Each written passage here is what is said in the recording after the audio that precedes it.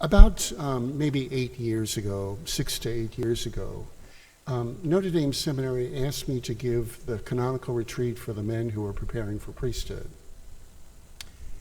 I was delighted to do it, but at the same time, it's a bit of a challenge because, I think it's a very important retreat.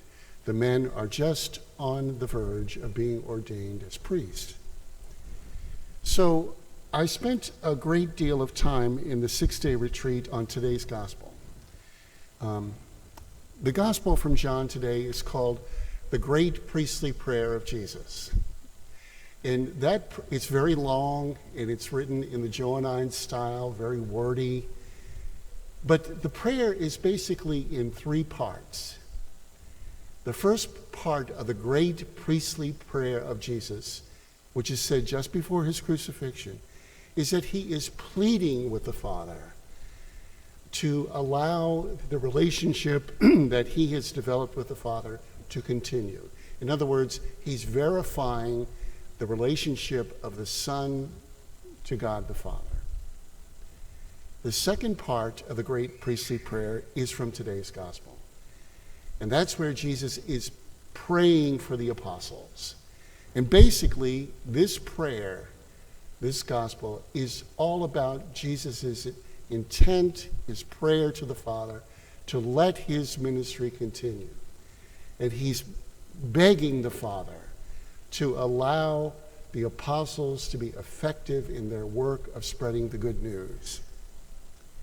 But it's the third part of the prayer that will really make you cry.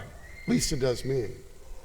And the third part of the prayer is the longest part of the Great Priestly Prayer of Jesus. He goes on and on and on and on, very long, about his love for us. It is an amazing prayer. And he is begging the Father to allow us to be with him over and over. And it is clearly like a lover pleading for the company of his beloved. It's very clear. Brothers and sisters, the love that Jesus has for us as human beings is beyond measure. It's cosmic, it's infinite. It is incumbent upon us to realize that.